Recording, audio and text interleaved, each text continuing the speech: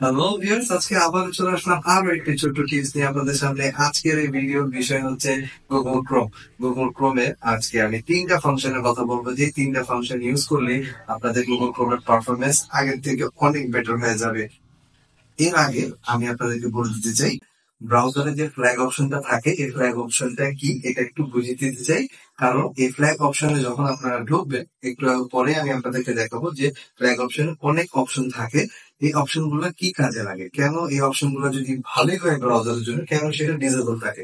এই অপশন গুলো ডিসেবল রাখার কারণই হলো, যে কোনো ব্রাউজার এই অপশন গুলোকে ডিসেবল এই জন্য রাখে যে ফ্ল্যাগ অপশনটা তারা রিসার্চ আকারে রেখেছে। যখন যেটা ডেভেলপ হয়ে যায় এবং ফাইনালি রিলিজ হয়, তখনই সেই অপশনটা তারা এনাবল করে দেয় ব্যাকএন্ড থেকে, যেটা কিনা আমরা হয়তো নতুন আপডেটের মাধ্যমে পেয়ে যাই। কিন্তু এখন আমি এই অপশনটা ট্রাই করে দেখেছি এবং আমি দেখেছি এই তিনটা অপশন এনাবল করে দিলে আমাদের ব্রাউজার যথেষ্ট পরিমাণে পারফর্ম ভালো করে। তো আসুন তাহলে ভিউয়ার্স আমরা দেখি এই তিনটা অপশন আমরা কোত্থেকে পাবো, কি নামে আছে ফ্ল্যাগ অপশনে। আসুন আমরা চলে যাব গুগল ক্রোমে এবং সেখানে যে অ্যাড্রেস বারে টাইপ করব chrome :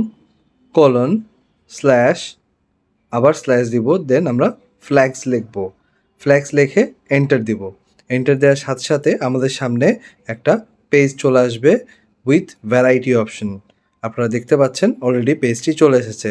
এখানে অনেক অপশন আপনারা দেখতে পাচ্ছেন, এগুলো সবই কিন্তু ট্রায়াল হিসেবে ক্রোম ব্যাকএন্ডে রেখেছে। যখন যেটা ফাইনাল হয় তারা নতুন আপডেটের সাথে এনেবল করে দেয়। এখন আমরা এই অপশনগুলোর মধ্যে সার্চ করে নেব একটা প্রোটোকল অপশনকে, সেটার নাম হচ্ছে কিউইউআইসি। আপনারা যখনই সার্চ বাটনে টাইপ করবেন কিউইউআইসি, আপনাদের সামনে চলে আসবে প্রোটোকলটি। এটা এনেবল করে দিলে আমাদের সার্চিং স্পিডটা আর একটু বেটার হয়ে যাবে গুগল ক্রোমে। প্রতিটা পেজের যে লোডিং পাওয়ারটা আর একটু বেটার হয়ে যাবে। সো আমি এটাকে এনেবল করে দিলাম। এনেবল করে দিয়ে যখন আমি এই বাটনে প্রেস করব, ব্রাউজারটা একবার অফ হয়ে আবার অন হবে, সাথে সাথে এই অপশনটা এনেবল হয়ে যাবে। যেহেতু আমার আরও দুইটা অপশন এনেবল করার আছে, তাই আমি এখন ব্রাউজারকে রিস্টার্ট করব না। এখন আমি আবার দ্বিতীয় অপশনকে সার্চ করব। এর জন্য আমি টাইপ করলাম প্যারালাল ডাউনলোডিং।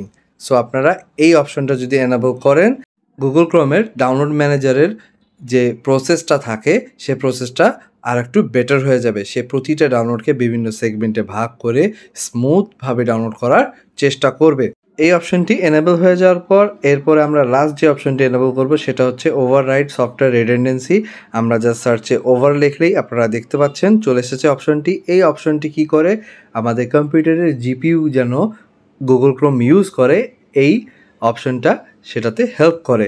ফলে কি হবে, আমাদের গুগল ক্রোমের পারফরমেন্স, ওভারঅল তার আউটপুট সবই অনেকটা ইমপ্রুভ করে যাবে, অনেক ফাস্টার কাজ করবে, অনেক ভালো একটা আউটপুট দেওয়ার সে চেষ্টা করবে আমাদের কম্পিউটারের জিপিইউকে ইউজ করে।